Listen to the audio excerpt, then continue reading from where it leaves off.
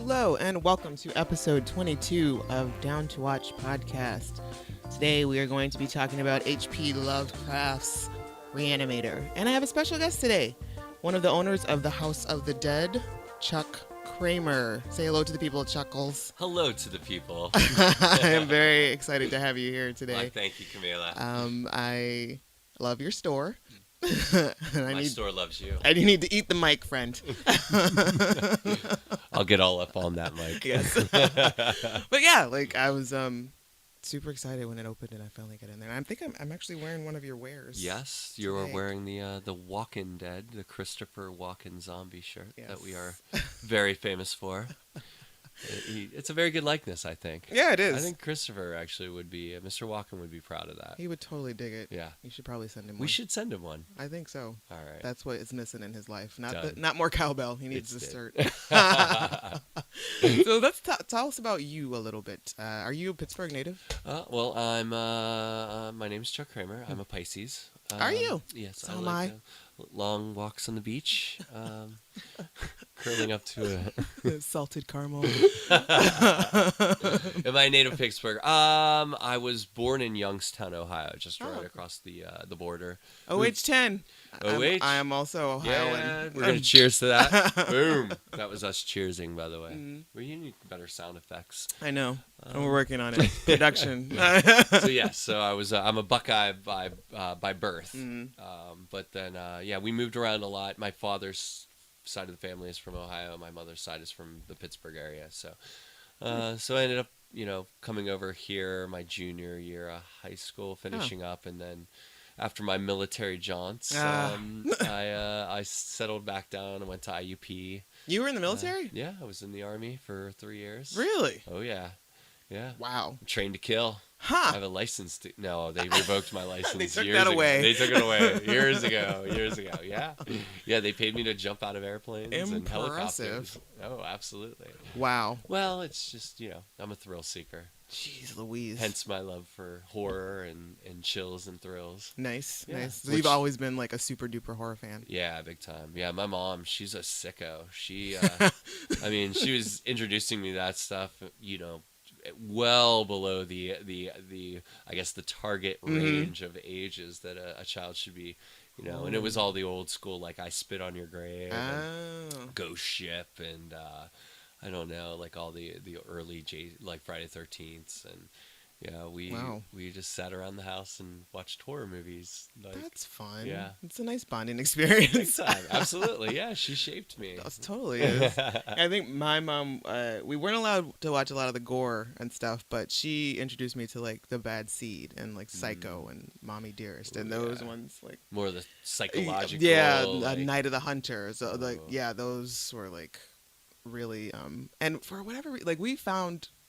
I think we also found it more humorous than scary, like The Bad Seed. Like, sure, yeah, no, absolutely. But some of that, and I think that ties into tonight, where this is probably one of the, if not the pinnacle, one of the pinnacles of horror meets comedy, where the audience is they're completely off guard the entire time. Because you're not sure, should I be laughing or should I be like recoiling at this? Because the gore and just the the things that Dr. Herbert West does to in the name of science. It's so okay. Yeah, it's so crazy. All right, so we're going to make sure that we do this proper and wrap this up at a reasonable time because Walking Dead tonight. Walking Dead. Season 6. Yeah, How Rick excited Grimes. are you? I'm super pumped. I'm so excited. I can't even stand it. What are they going to do with Rick? I don't know. They got to put him in timeout. They got to put him in timeout for at least look, Rick, you got to go in the closet. You're in timeout for at least. Think about what you did. Right. Like, you got to be in timeout for at least like a day or two. Like, you need a cooling down moment. Morgan's just like going to be like, waving his finger. Shame on you. Right? Like, shame on you, Rick. Seriously. What do Richard. Yeah. How dare you? Kill him, Rick. Kill him, Rick. Kill him all. Oh, my God. Yes. Wow. I can't wait. I know. Yes. Let's do this goddamn podcast. All right. Fucking A. Okay, so let me. Yeah, that's right. So I just found a blood knife here in the studio And for stewed. for our audience listening members here. That's in case So, you get out of hand, Chuck. yeah. Okay. Fair enough. Fair enough. It is quite a large knife. I would say We it's run a an tight 8-inch ship. blade. We run a tight So ship we're gonna here. put that back. Yep. Okay, so the IMDb synopsis of H.P. Lovecraft's Re-Animator from 1985 is a dedicated student at a medical college and his girlfriend become involved in a bizarre experiments are centering around the reanimation of dead tissue when an odd new student arrives on campus. This movie was directed by Stuart Gordon and written by Dennis Palo, but based on the novella Herbert West Re-Animator by H.P. Lovecraft. Now, our personal histories with this movie. I had never seen this movie before. I've heard of it. I'm familiar with the premise of it, but I've never seen it. And like I said, because in 1985 I was 11 and I was nowhere allowed to to watch anything like this. So, yeah, so it just never came back on my radar after the fact. But you suggested this film. Classic 80s. This is before CGI. This is just, if you're a horror fan, if you're a gore fan, this is the kind of film that this is what horror is all about. Little known facts about Stuart Gordon, the director, specifically. And obviously I've done a little bit of research on this as well, knowing that it's from H.P. Lovecraft novella. But what I hadn't heard of it, so so doing my research on the story itself and what he based it on, I found out about the director. Apparently, this is his first feature. Wow. Yes, he was a theater director in University of Wisconsin-Madison, and I guess he was doing some amazing things that were just mind-blowing for the audience. Everything. I mean, he was just breaking all the rules. He was just one of those. And so I guess a friend of his, they decided his theater troupe had Dennis Franz. Okay. Several big name actors. From Crime Story? Dennis Franz was the. Oh wait, from the NYPD short guy. Blue. Yeah, I was thinking Blue. Dennis Farina. There's Dennis Farina. They're almost kind of the same guy. But yeah, okay, Dennis Franz. There was lots of actors that would come through, and they would kept leaving his troupe, and so he decided, because they were all going for film, so he decided, well, I'm going to start making movies because obviously this is, how I can work with the best actors and so on. So he and a friend of his who co-wrote the script, they did research, and they said they came to the conclusion that that they should do a horror film based on the fact that even if it's well done, any horror film with no matter how low of a budget, if it's done well and well received, will make money. Yeah, I did. I read that it was made for $900,000, if that, and made $2 million. Yes, exactly. And then who knows even how much after, right? Throughout the years. So it was a very practical way, to approach. I'm going to make my first film. Right. He could have done anything. He could have done an adventure, an action, romantic comedy, but he decided because budgetarily, right, this was his best way to do this without losing his shirt, so to speak, and almost entirely funded, self-funded and so on. So, so that's pretty crazy. And I guess that you make a good point about even a low budget horror film has the propensity to just make money and, absolutely, and be successful, even and if not that year that it was released, then it has the affinity to live as a cult classic. I would think that most horror films out of any genre, more than any other genre, has those cult classic, right, vibes about them where they pick up steam over the years, right? And look at Rocky Horror, right? Exactly, it's a perfect example. I wouldn't call that necessarily horror, but no. It's got that sort of same genre about, that same feel about it. And I guess even a bad a horror film, even still, like people will enjoy it just to laugh at it, to like remember something. Let's remember talk about that your favorite bad seed. Yes, just like, even just to remember like a place in your life where you watched it. How about all the Child's Play movies? Oh my God. I mean, now you look back on those, and they're just like you don't know whether to laugh or like, be like disgusted by. My them. cousins and I used to tease each other so terribly, and try to scare each other about the Child's Play. My name is Chuck. Oh God. So yeah, and I had red hair back then. Yes. Did you? Yes, I'm a ginger. Oh my! How did? I'm admitting it on your podcast. I am a ginger. So you're like, yeah. Yeah. Wow. The hair has changed and grayed and well fallen out over the years, but yes, indeed. So you're the younger as I got older, it became older. A little darker. It darkened, but I was very much a redhead when in the '80s during those Child's Play. I'm sorry. Oh no. Oh. You know, I embraced it. I threw one of those. That I had a kids. Chucky suction cup doll that would go in your car, so that it was like staring out at all the other cars in my '91 Cutlass Supreme. Yeah, yeah. My first car. How old were you when Chucky came out? That must have been. I would say Chucky came out in what, 83, 84. That sounds about right. Maybe 80. No, 87. I think so. I think I was 14. Oh, okay. 14, right around then. Yeah, that was a perfect time for I think 86, 87 to be tortured and. Oh yeah, absolutely, yeah. So you embrace it. You just say, you know what, fuck you. I am like, Chucky. Fuck yeah, I'm Chucky. You want to play, bitch? Yeah, want to play? Exactly. I'll cut you. I'll fucking cut him. I'll cut a motherfucker. And then he went on to be trained to kill trained how to kill professionally. Exactly. Don't mess with me.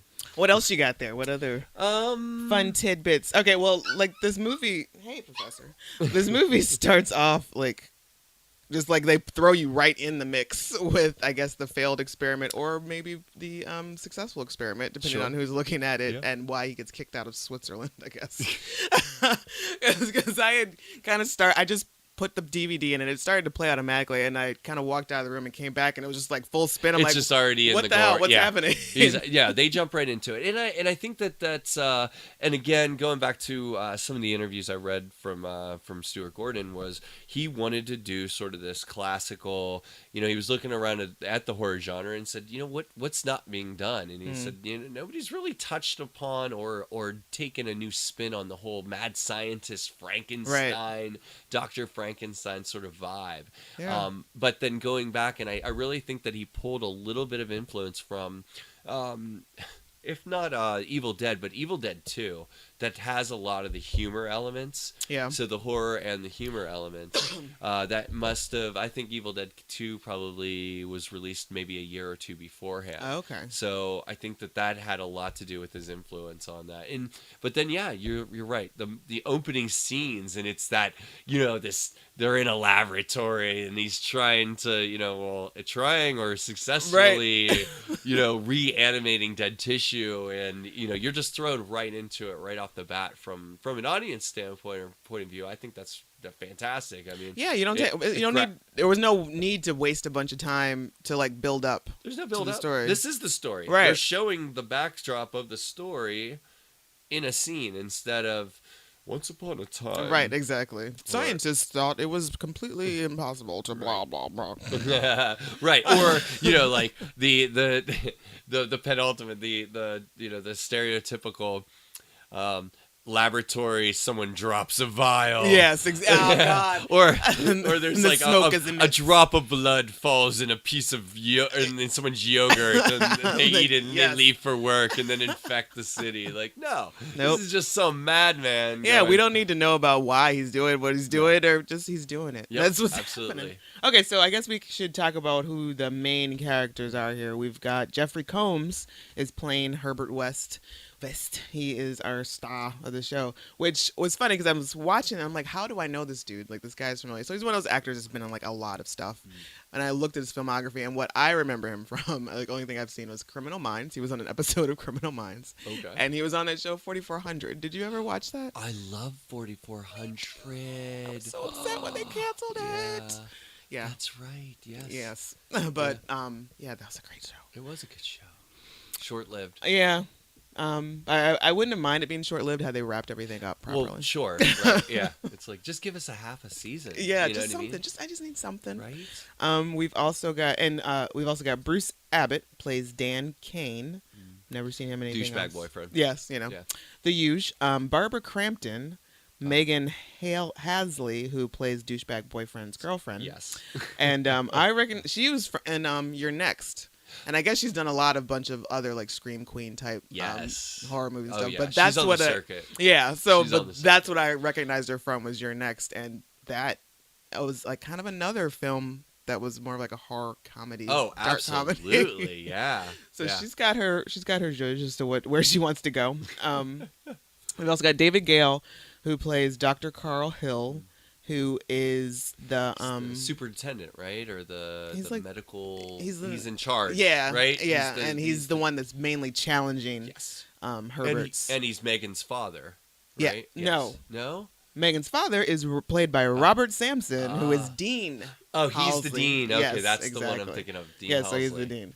So so it's like the typical. I guess it kind of starts off as a man versus science, and then it's like man versus man, and man versus himself, and it gets kind of crazy. But there's just so much happening in this movie, and I couldn't imagine having watched it at 11, like when this came out.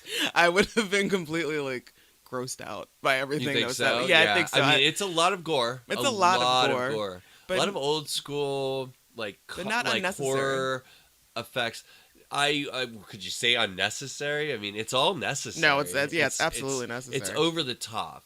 I really liked the reanimated cat. Oh my god. Yeah. No, I would say the best scene though. What's the best scene? When he has Megan with the head and okay. Yeah. So all right. So that would you like to explain that, Kahmeela? Or I feel like you would I feel like you would be a little bit more subtle with your description.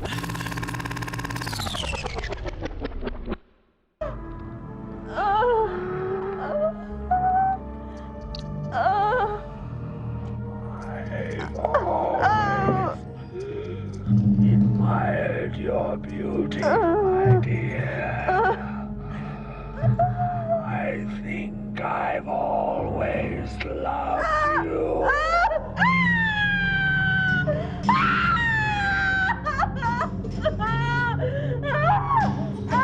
You will love me.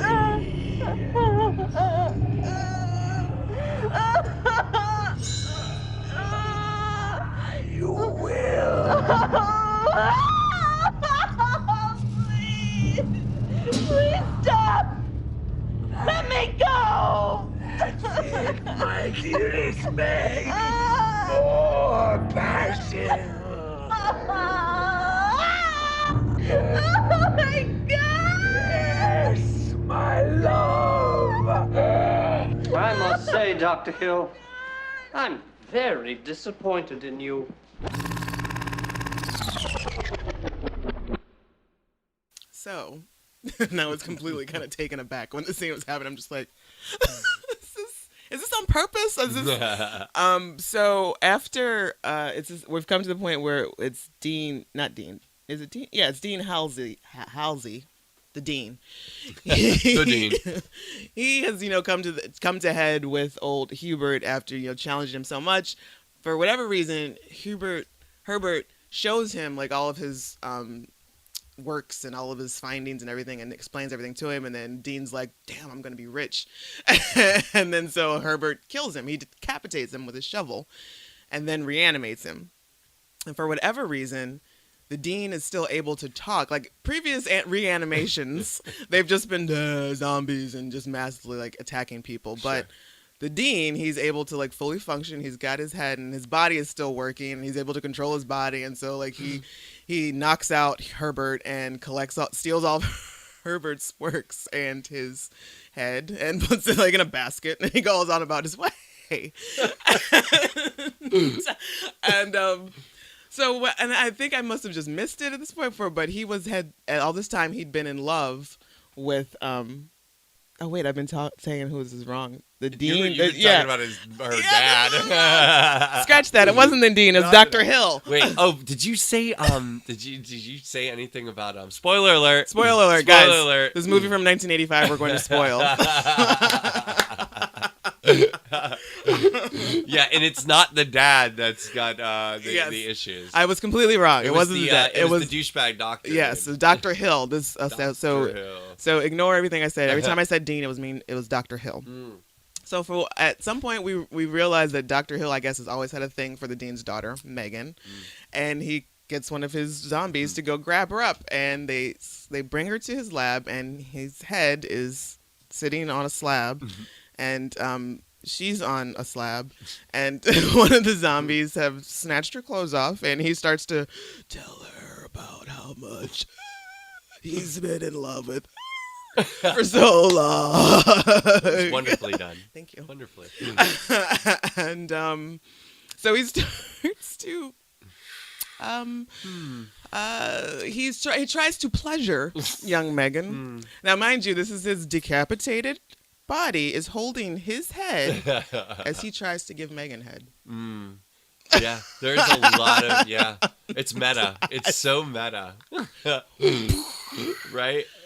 It just blew my head. That was probably the craziest thing outside of Human Centipede, of anything that I've seen in a horror movie. Yeah. But it's done, you have to agree that it's all done. If it were Human Centipede, right? You're just like, but there's an element there that underlying the whole time where it's so over the top and it's so tasteless that it's funny. Exactly. Like, I was not offended in any way. Like, Human Centipede made me want to cry. Oh, absolutely. It made me sorry for humanity. Yeah. It was one of those, I remember, and I know this is like, we're taking a little side. That's fine. We're going down a little side alley, That's cool. little side street. We'll come back. That's cool. But yeah, Human Centipede was one of those movies where, again, owning a zombie store, and loving all things horror, there's no challenge that you can't throw at me that I will not accept. And so someone, says something to me about, they explain this movie to me, and I'm like, what? They, the premise alone, right. I'm like, wait, so they sewed mouth to ass. Oh, yeah. Oh, I want to see the guy that plays the guy that thinks, you know what I'm going to do today? I'm going to find me some people, and I'm going to sew their asses to their mouths. I'm going to find them people. Not even that. They connected everything. Yes, it wasn't even just that. They connected everything, stuff. yes. Yeah. So that's the kind of thing I like to see, and if it's done well, you're like, this is a twisted fuck. Right. And the guy that played him was just brilliant. Because you're like, I would never ever, if I cross the street when I see a guy that even resembles that guy. Absolutely. I want no parts of it. No. I don't want to be accidentally anything with anybody. I don't want to be in Human Millipede. No, dude. Well, they did the Centipede. You know what? Right? Yeah, I want no parts of that either. Like, somebody posted that shit on my Facebook. See two. Did you watch two? No.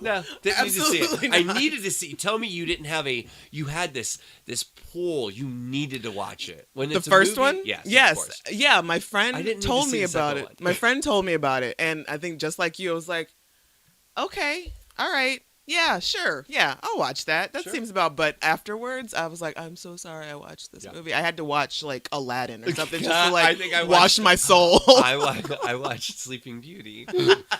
We went Disney. I had to cleanse myself. I had to cleanse myself. It was like whatever's the first G-rated movie that I can find. I need some. I know. You know singing what? animals right now. I was coming home drunk from a wedding, and someone told me on the shuttle back to our cars and to our not to our cars, to our houses, because I didn't drive drunk that night. And I went and I found that thing on video on demand. I think I paid like $12.99 for it, shit. but I had to watch. Like right. Someone told, and I was just fixated. I could not watch it that night, that very moment. And again, like you said, after that, I was just like, whatever. Please, I need singing animals. Can't unwatch it, and I remember the second one coming out and thinking, no, nope. I pretty much know everything I need to know. Yeah, exactly. About I'm good. Yeah. I'm good. Can't imagine that there's a lot of plot twists in the second one. Yeah, I don't think there's going to be anything new or exciting that I'm Right. really going to need. I'm good. I got it. Just a lot of this. I got it the first time. I got it the first time. So horrible. Oh man. So horrific. It's just, oh my god. Yeah, and I don't even want to meet the person who wrote that shit. No, exactly. Well, I actually would like to. Like Yeah. I said, I like to delve into those twisted minds. But again, that plays back into coming back to Reanimator. Coming back down the alley. Back we're on the main streets. Hear the door open and shut. You need more sound effect things. I know it. I just got this new mixer here. Yeah, and now it allows me more choices and options. Before I only had like the 2 lines, but now Do you have a creaking door? not available, not readily available to me. This is just it would be here. There's a lot of buttons. So yeah, I know you're asking me a lot, but I can play music. Oh, nice. Okay. And the next thing that I would like to point out about this movie is that the opening, the music, the main title is, and it reminded me of Psycho. It was like the Psycho title remix. It just builds that. It builds tension. Yeah. It just the music alone. So And once again, a lot of films these days they go to they'll buy songs, they'll put Right. pop songs on a soundtrack and call it a day. Right. This But was this goes one where what they scored the symphony. Richard Band Yeah. was they- who composed and conducted. Yeah. I mean, they composed everything. Everything's new music. This is just such a crazy film. But I can definitely see why it's a cult classic. Yeah, that The bright green glowing goo. absolutely perfect. Oh, absolutely. I mean, how would you? What not- else would it Right. be? I mean, if it's going to reanimate tissue, it has to be the brightest and the greenest. Exactly. And even the final scene, like when the douchebag boyfriend Megan dies. Yes. Spoiler again. Megan dies, and then he's like, "I'm going to reanimate her," but then like he comes at her with the big glowing syringe, but it just goes to black, and then all you see is that glowing. The glowing needle, green, yeah. and then you see it like go down, and it's like that's absolutely perfect. Absolutely. Like, Now you have to watch Reanimator too. yeah. So there were like 3 more. There's Beyond Reanimator, yes, and Reanimator 2. I think there's a and then- Bride of the Reanimator. Yes, it's Beyond Reanimator and then Bride of Reanimator. Oh my god. Oh yes. Yes. Yeah, it's gonna have. I mean, it's Halloween. It's October. I mean, if Jeffrey Combs wasn't, amazingly, in the other he ones? did not. Yeah, he's in all of them. Oh, really? He's Dr. Herbert West. I mean, Huh. It's amazing that he didn't really take off. He didn't have that cult following such as like Ash from Evil Dead did. But I think that's also like his personality. He played it so perfect. He played it so deadpan. Right. That it's like he takes himself so seriously. That you don't think that there's any sort of fun in him. Right, Like, exactly. So like, but the he's not fun is just him taking himself so seriously. It's yeah, and like when he decides to rent the room from the douchebag boyfriend. And, So, you've just come from Europe. Switzerland. What was Dr. Gruber like? He was pretty famous. Yes, pretty famous. Does this building have a basement? Oh, yes. Yes. I think this will be just fine. I have my things outside. Shall I move in now? Look, I have to go. I think you and Mr. West have a lot to discuss before you decide anything. Oh, I've decided. Well, You'll never even know that I'm here. Dan, Except, of course, on the first of the month. Mr. West, Miss Halsey? you didn't say why you left Switzerland. There was no more I could learn there. She's like, he's so just serious, but I found probably the most I was very tickled by that interaction in itself. Like, this dude is just gonna come up on him and just take it upon himself. Like, yeah, you need money, I need a place to stay. Here's the cash. Nope, you don't need to check my background. You don't need to check anything. Let me else. just be in the laboratory for 23 hours a day and do experiments. That's like, I mean, he's the perfect mad scientist. Yeah. Lovecraft wrote him perfectly. And I think Combs actually portrayed his character perfectly. Did you read the novella? I did afterwards. And it's very hard. And again, going back to Stuart Gordon, he said, you know what? Love Lovecraft, but, he's pretty famous. Uh-huh. He went back and did his due diligence. He found this before Reanimator, before his novella, Dr. Herbert West and whatever. He found this. It was like in archives in the Chicago Library. Really? Yeah, he found this short story in the archives of the Chicago Library and was like, obviously nobody's ever done this. So, that's crazy. Yeah. Man. Yeah, he was on it. He did his work, man. He really did. The show, the morgue. There's like a showdown in the morgue, and I think this is right after Hill tries it with Megan. Yes. And then West finally comes in to try to save the day, and then like all the other corpses break up, and it's like a Thriller video. It's like the Thriller video. And then it just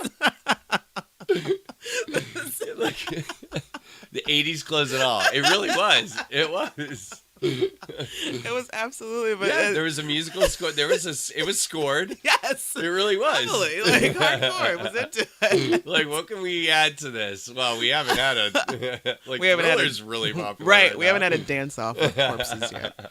That's what we need. Yeah. And you're sitting there thinking like the whole time like, has Dr. West been that busy? Like, there was just a lot of dead bodies that they never showed. You're like, wow, he's been really busy. Where was he getting all the bodies from? I guess just stealing them from. I guess it's the medical school, and they kind of have ample. Yeah, they didn't have to bother with like little like things like that. No, it was just we just kind of took it. Yeah, sure. Well, he's a med student, and that seems right. He has unlimited access to all the bodies. Exactly. Nobody's asking like, what happened to my Uncle Freddie? Right. Exactly. Then and the security guard. That was. Right. It's like nobody ever came asking about the security guard. No. Like, he obviously didn't have any friends anyway. I mean, he's a freaking security guard. He's a night watchman. At like 2 a.m. Right. No, nobody's curious about his whereabouts. He doesn't have a girlfriend or significant other. The most epic, I guess, would it be death scene? Is re-death scene? The re-death scene. I like that. Dr. Hill, when he's like, or when West is like, overdose. And he sees like the two giant glowing vials. Right. I mean, have you ever seen syringes or vials that big in your entire life? No. Like, ever? If a doctor came at you? No. Even if it wasn't dark, it wasn't glowing green. No, anything that big. Anything that big. You just be like, it's like, I feel like I need to call somebody. This isn't right. Like, no. Absolutely I'm calling not. the AMA on your ass. This isn't practical. I don't feel like this is... Right. That's more fluid in my body than... So he attacks him with them, and he overdose, I guess, is how you kill the reanimated. And they never said zombies, which is no, which is a plus. I like that, yeah. But he just like goes crazy. I guess it animates his organs, and his intestines come out to the point where he just oozes. He doesn't blow up. No, like the intestines come out and attack. Yes. West. Yeah. And I feel like they're much wider than normal How did the intestines become sentient? Yes, that's what I was wondering. Right? I was You're like, and they like full on like wrap around him and like even stop him from speaking. At that point, it's just like, I mean, maybe the reanimated tissue attacks anything. Maybe like. OG, originally living OL, like that they're the firstborn cells. Okay. I mean, how did the organs become sentient? I'm still like confused as to how. I think it's one of those things where it's like, we gotta wrap this shit up. Right. Exactly. How can we just blow everybody's mind? And then we'll do this. And then he'll attack him, and then the rib cage will Like, pop open. we know this dude has to die. What's the best way we can have him die? Have him Yeah. blow up, explode, Yeah. and smoke, and just like ooze, and just every possible way to get rid of this dude. And I'm still wasn't clear on why Hill was able to still like talk and why he was so advanced, more advanced than all the other zombies. Because everybody else, they never was really just... explained it. Yeah, I mean, it's almost like he got his like his potion, his his formula just right for just that one patient. But then again, why wouldn't he have recreated those results? And, well, I think he just wanted minions. Yeah, Hill. Maybe. But or was it because he was so smarter than everybody else, or? Maybe. I guess it's just you're on this ride now. Just stop asking questions. Just right, go. Yeah. No, absolutely. And that's it. It's just gloriously tasteless humor and comedy and horror. Like just everything. Did you see this when it came out? No. I definitely saw it on VHS. Probably my like sophomore year of high school when I first started working at the video store. That was my part-time job. Nice. Video store. Oh, absolutely. I also worked at a video store. I mean, if you love films, what's the best thing about having that was fucking amazing. Like access to every single movie. We could take home 5 movies a night. That's what we could do. Yes. First Row Video and Video Connection, Toledo, Ohio. Okay. First Row Video in Warren, Ohio. Yeah. And it was 5 videos a night when you're like, that's a lot of movies. But when you're 16 like, or 17, like, yeah, you're just like, yeah, I'll watch them all. I'll do my homework, and I'll get everything done by the time I come back. Yeah. Absolutely. And it was also like, all the movie posters that you could... Oh, absolutely. Get. Yeah, my movie. Yeah. Kahmeela's house, by the way, adorned in movie posters.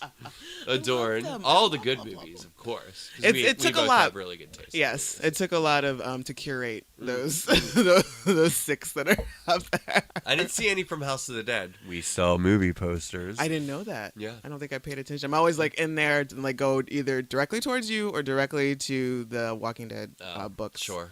And every once in a while I'll peek over at the pop. We have a collection. We have a nice little, maybe about 50 different zombie film movie posters. Don't tell me that. Oh yeah. Okay, so out of like the creatures, the monster creatures like zombies, vampire, werewolf, mummy, Frankenstein, what would maybe not Frank? I don't know. What would be like your favorite? Like where do you hail towards? Like, oh my god, there's a new vampire movie.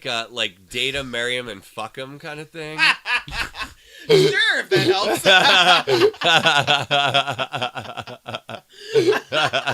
So you got the mummy, you got Frankenstein, and Dracula. Date, marry, fuck. Right. Or no, it's like kill, marry. I'd fuck a zombie. I'd kill Frankenstein, and I'd marry Dracula. Duh. I want to live forever. Oh my god. Did we just jump the shark? Easy, Fonz. So like, yeah, like, do you gear more towards zombie films or vampire or like? So, historically, like from a story point of view, I like vampire stories probably the most. I like the romance of it, the longevity, the storyline. Like who wouldn't want to be eternal, right? And not just to see how the world changes over centuries, decades, centuries, and millennia. I always said what's the most terrifying thing about zombies, it's not the zombies, it's the mindless, complete, I don't know, just animalistic nature of a horde of the masses. Just right. There's no bartering, there's no arguing, there's no consoling a zombie. Right. Like you can't talk a zombie out of killing you. Sure. You're literally like, if you can't kill the zombie, and if the zombies they have the numbers on you, you're dead. Right. Whereas like with a vampire, even maybe not a werewolf, but sometimes with a werewolf, there's that still that humane nature in them. They're creatures, they're monsters, and so on, but they were at some point human, and they are still, there's maybe even if it's just 1% or a fraction of a percent humane. Right. so they have like that empathy. Whereas with zombies, it's just It's over. yeah, it's over. So I don't know. I mean, I've always had an idea, and I'm still working on it. Maybe let's break it out right now though. But Okay. I've actually been working on a movie, on a screen idea. Really? Yes, on a just. And it's actually a vampire zombie human triangle film. It'll have Interesting. vampires and zombies in it. Interesting. There'll be that human element, of course. But you Oh. won't know. You won't know. Do I root for the zombies? Do I root for the vampires? Do I root for the humans? And Oh, I so like it. It's this hate triangle. This sort of, I wouldn't call it a love triangle, Right. but there's different aspects. Obviously the characters are more developed on the vampire and the human side, but they'll follow the hordes, and you'll see like how the vampires use the zombies, but the humans also use the zombies against one another. Okay. So yeah. Oh, this is exciting. Yeah. the I haven't screenwriter. decided. I've been working on the script for a while, but I'm actually considering doing maybe a graphic novel. Oh, cool. With it, if I can get my friend who's an amazing artist on it. I don't know if do you know Marcel? I don't think so. No. Okay. Well, That's Marcel, shout out to Marcel. this is a shout out to you, buddy. I'm gonna make you listen to this podcast and then be like, "Well, I just called you out." Yep. So Now you you just have got to to do animate it. this. You Yeah. have to do it. Yeah. That's exciting. Yeah. Have you written a lot of screenplays? No, This is no. I've written a lot of treatments. I can show you. I literally have. I had a Love Boat. No, don't knock me. It was sort of a Love Boat redux where it's sort of Lost meets the Love Boat meets Fantasy Island. Oh my god. Where it was like Okay, I can. it see wasn't that Love happening. Boat, it was Fantasy Island meets Love Boat meets Lost. Okay. So it goes way beyond. Did you ever watch Fantasy Island when Yeah. you were a child? Yeah. That show was well ahead of its time as far as it got mind trippy. Like there were some mind fucks along the way. Yeah, I don't think I think I was too young to realize the mind. There fucks. were some dark issues that they covered. They covered like sexual assault. Really? Oh, absolutely. Yeah. Huh. Yeah, because it wasn't always like when you went in and you saw your fantasy, you envisioned your fantasy. Like these people were like, I don't know what. I think O'Rourke was like slipping them like LSD or shrooms, but like you would have visions. I think you would and have to on not Fantasy all of Island. them were like of the lovey-dovey. Like I end up with the person I think I should end up with variety. Like there were dark episodes where there were deaths and there were people didn't I have to always go come back. back from Fantasy I need Island. to go back and watch a few more of those Oh episodes. yeah. I have a list. I have several movie treatments all on my phone. I type everything out on my phone. So if I ever lose this phone, I'm screwed. But no, it's on my computer too. But yeah, no, I have probably 4 or 5 script treatments in various stages of none of them are done. None of them are ever going to be finished. Well, at some point you're going to take hold of one of them, and that's going to be the one that's going to be I'm telling you, I think this is the the one one that shoots I think you to stardom. Do the horror. You're gonna be a star. I want to be a star. I just want to be balling. That's all. I just wanna wanna make be it I rain. want to make it rain. Is that too much to ask? I want to make people happy and make it rain at the same time. That's And a very win-win, noble. right? That's very noble. It's of a you. win-win. It's a win-win situation. Oh, I don't know if you had anything more about. I would say that just for your listeners, go watch it. Re-Animator, classic horror, humor. If you like humor and horror, gore galore. God, it's gory. This is before the CGI and before all the the animation, special effects, everything. This was just old school. Good old fashioned, if we can think about it and we can think of it, we'll blow it up and make it bloody and disgusting. Speaking of blood, apparently the special effects department went through 25 gallons of fake blood during the shoot. Sounds about right. Yeah. Hey, and look at that. I was right. The opening theme borrows heavily from the Alfred Hitchcock Psycho opening theme from Bernard Herrmann. Hey. Psycho, my absolute favorite movie. I'm doing a little golf clap right now. Thank you. Thank you. It's very much appreciated. Yes. So if you, it's and I believe it's streaming now on Netflix. So I know Re-Animator and chill. Can you imagine? That's like a first date movie, Right? Like That's the kind that I'm marrying that girl now. If that's my first date and we share that moment. You share that. Yeah. If we reanimate and chill. So it's like, you get to the scene, Right? the head versus head scene, Right. Like, and then just wait. This doing anything for you, babe? Wait for it and see what happens. Right? Yeah. And if I see stars in her eyes, then I know that's the one for me. That's your lady love. Exactly. Yeah, so I'm pretty sure it is streaming on Netflix. It's also, I saw a couple of bootleg copies on YouTube for free that you can watch. Sure. Or for sale in store at House of the Dead. You can pick up- 4110 Butler Street. You can pick that little puppy up. Go in there and talk to Chuckles, as I like to call. Call me Chuckles. What is your absolute favorite horror film? Oh. Favorite of all time. Mm-hmm. Texas Chainsaw Massacre. Hands down. Eee. Favorite zombie film. Oh, we've got subgenres. I would say no. Favorite zombie movie. I would say the original Dawn of the Dead. Okay. But favorite horror film. One that just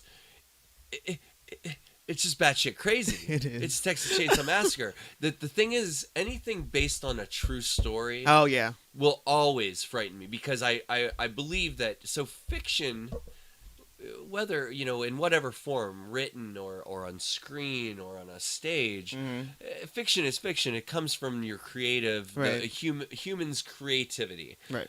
But there's nothing scarier than something that actually happened. Yeah, exactly. So that's what that'll get. I am immediately drawn to based on a true story. Oh, absolutely. Those tales, I'm all for them, and just that is absolute. It is.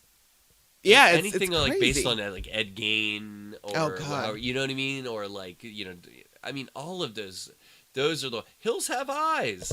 I have not seen that one yet. You never seen the original Hills Have No. Eyes? Oh. Think of Texas Chainsaw Massacre meets. Do you remember? Oh my gosh, what was the Weird Science? Do you remember Weird Science? Do you remember the weird bad guys that crashed the party? They were all disfigured and everything. It was that's the guy from Hills Have Eyes.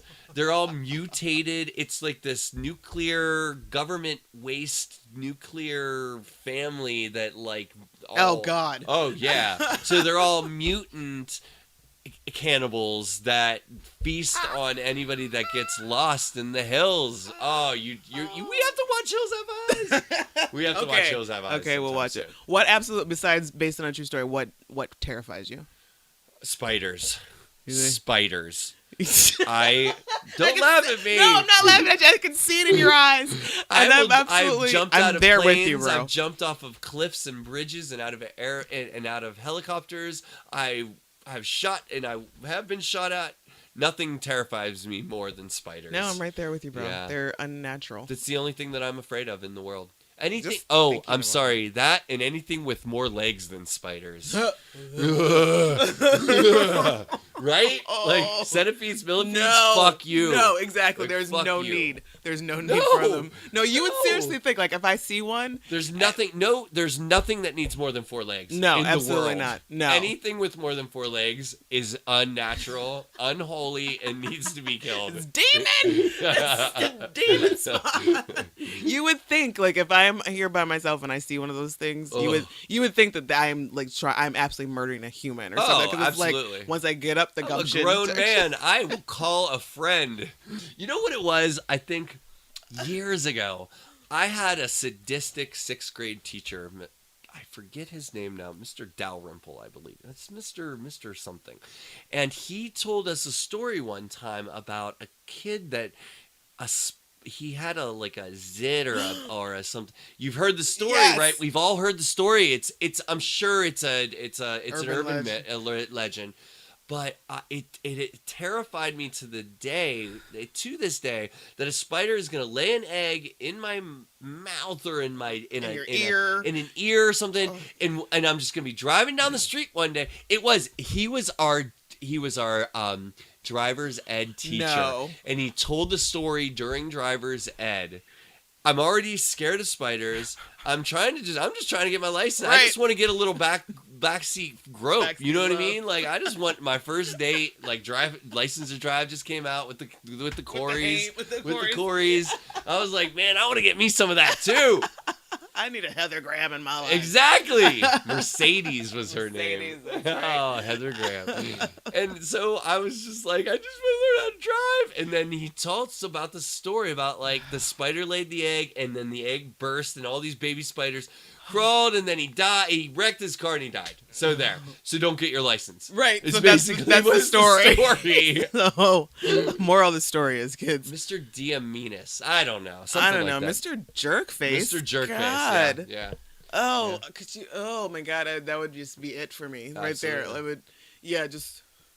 I feel like we've had some good couch time today. I think so. I feel like we're getting to the root of my and I'm sure, like, and that was only when I was like maybe 15. So I'm sure the spiders, it goes even further back. So maybe next time. I really don't. I don't think that there really needs to be any deep explanation as to why they're gross. Yeah. Sure. They are spawns of hell, and basically, I find no comfort in their existence. Not at all. Yeah. You can tell me all the ecological it's good like that they do. Blah blah blah. Right. They eat the blah, blah blah blah. No. They're ugly and they've got really a lot. Arachnophobia. Yeah. That is seriously, to this day, one of the scariest movies in my world. And it's also, and I guess, maybe we're getting somewhere with, like, that humor and horror mix kind of thing.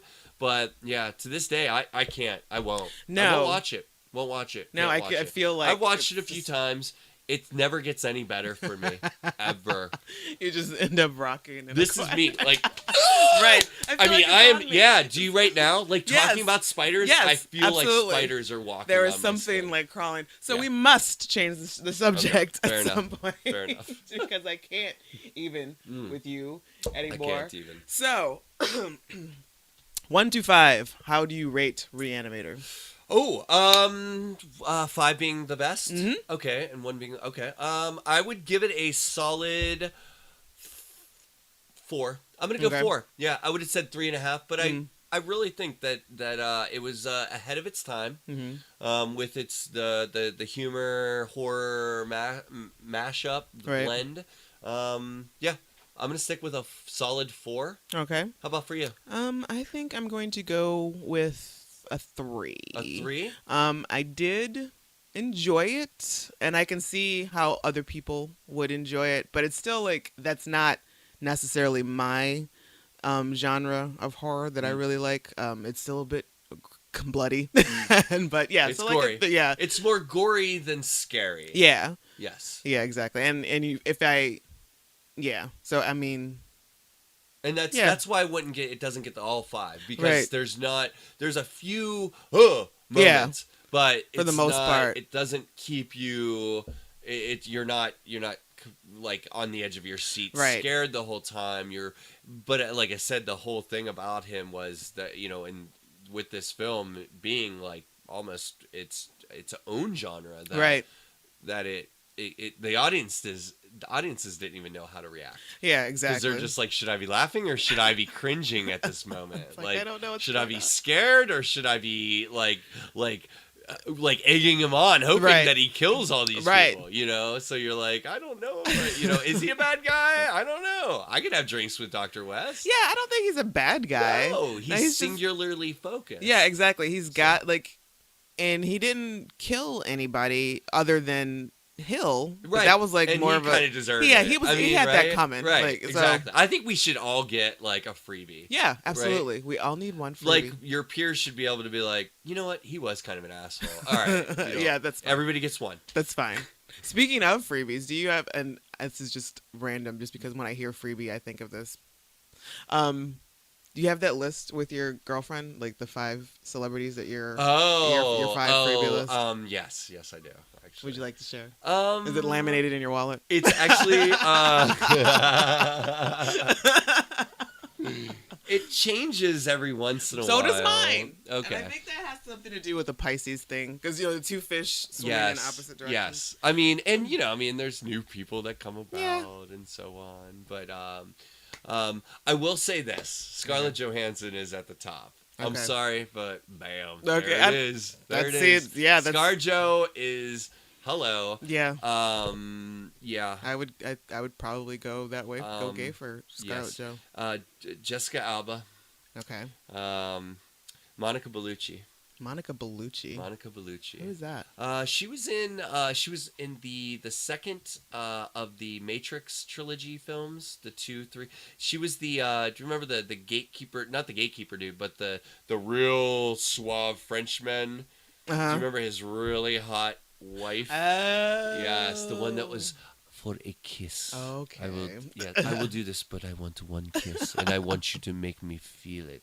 She was also in Tears of the Sun with Bruce Willis. Okay. She's been in a few films. She's an Italian actress. Okay. Wonderful, and just absolutely, I think, like, just exudes just sexy.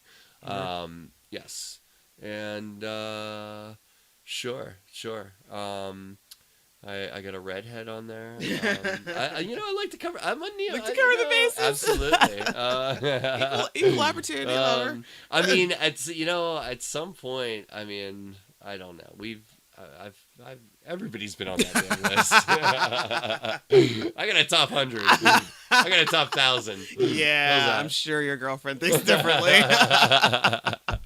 Like your 5 is questionable. 5 is okay, right? Exactly. Yeah, I had to it got to a point where I had to start moving people off it that I was not going to run into, because for a minute there it got to be a situation where I was actually Timothy Oliphant was on there at one point. Yeah, but we ran into him the day after we got married. Oh, really? The day after was at Dan a just brunch. like, no.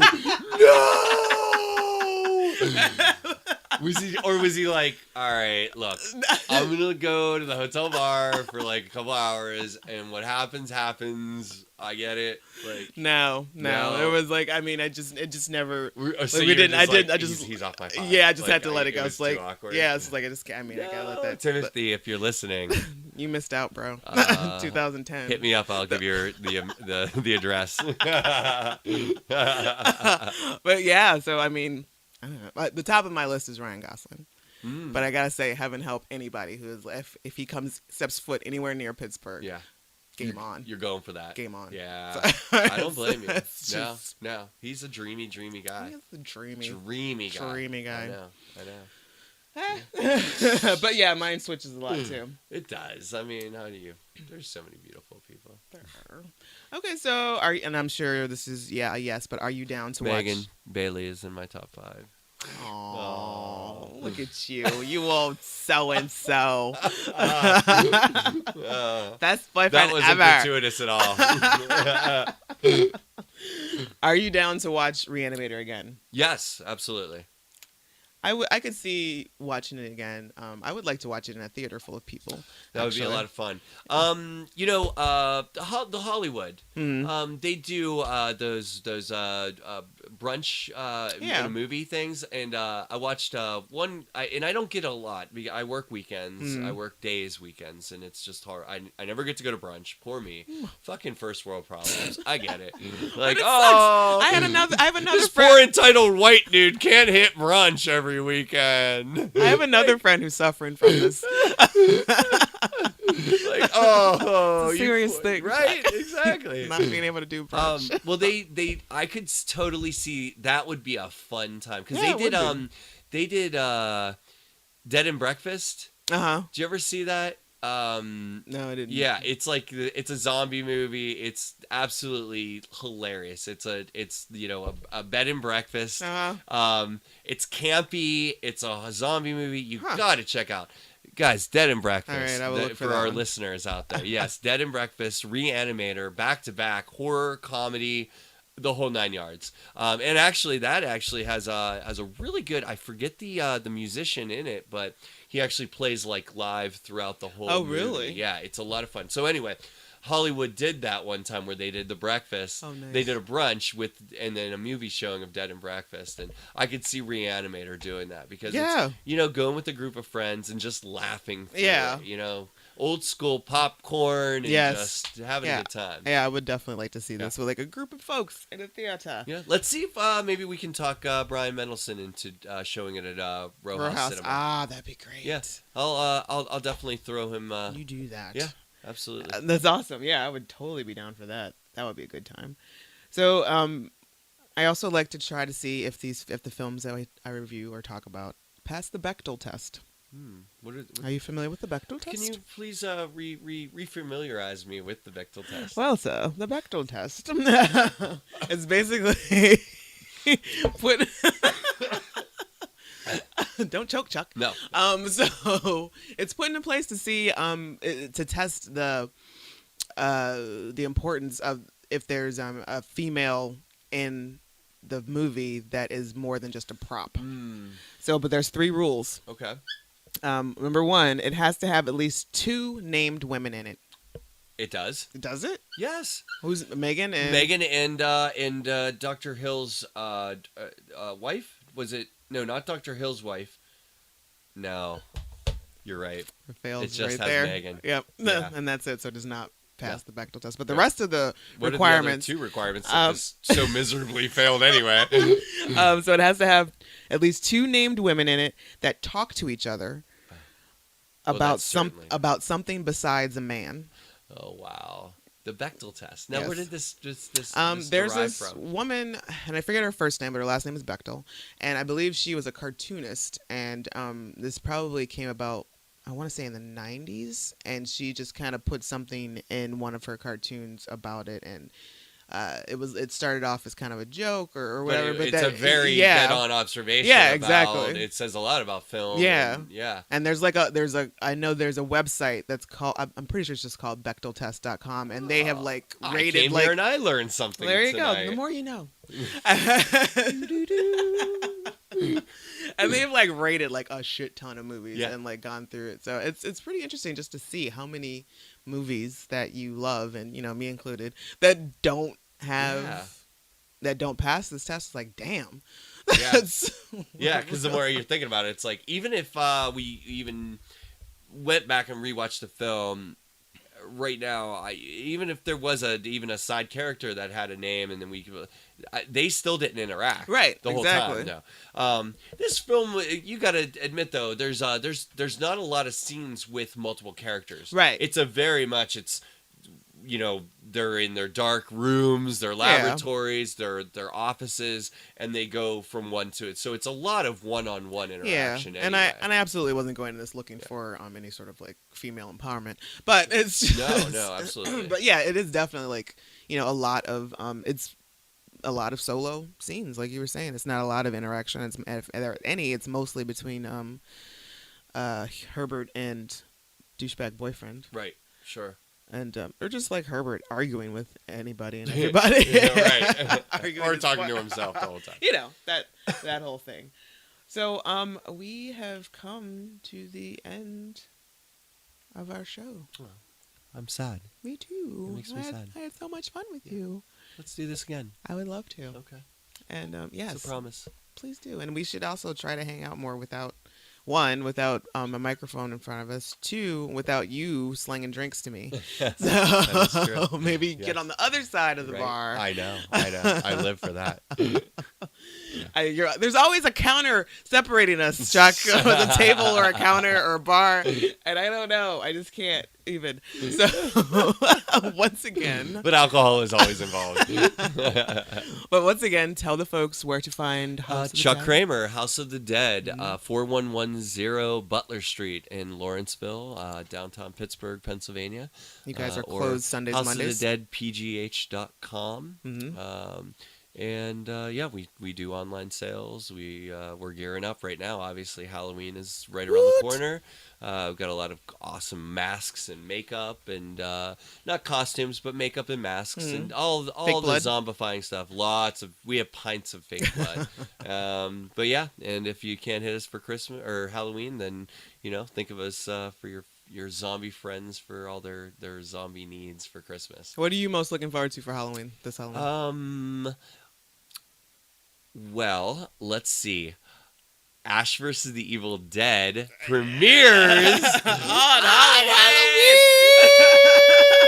Oh, that was a high 10. That was a high 10, ladies and gentlemen. That you can't see it, but we high 10. We did. Ash vs. the Evil Dead. Oh, stars. Yes, it is. October 31st. Yes. Oh my God, that's gonna be amazing. Let's see. Some local things. Is this going to be airing before? Yes. Spirit Lodge in Lawrenceville is going to be doing an amazing Halloween party Saturday night. I will be there, so if you're looking for me, is it on the 17th? It is. Saturday? No, it's on the 31st. Oh, is it? Yes. Yeah. So they're going to be doing an amazing Halloween party. House of the Dead will be involved. I think I'm going to be doing some sort of costume contest. Nice. Judging. So that and then we have friends that throw a private party every year. That you're assigned a costume. Oh, nice. Yes. That's so, fun. There's always a theme, but you never know until you get there to find out what the theme is. They go all out for this. That's so awesome. I always look forward to that. That's a couple weeks after Halloween. Oh, wow. So my Halloween extends through November. That's nice. And it's also good, because, then there's no conflicting parties that you have to worry about. Exactly. And that's why they do it. Yeah. They know the weeks leading up to Halloween are filled. So they just do it usually the second Saturday in November. Sweet. And it's just one more reason to sort of squeeze out that last drop of Halloween goodness. Excellent. Well, thank you again, Thank Chuck, you, Kahmeela, for hanging out with me. And yes, you're lovely. You're lovely. And guys, please, if you're in Pittsburgh or if you ever come to Pittsburgh, drop by the House of the Dead in Lawrenceville because that place is awesome. And Chuck and Stu love to chit chat with folks about pop culture and movies and horror and blood and guts and stuff. So if you like that sort of thing, you should go and say hello to the guys. And as always, you can follow me at Twitter, _Rugged Angel, or Down to Watch at DTW Podcast. And that is all for now.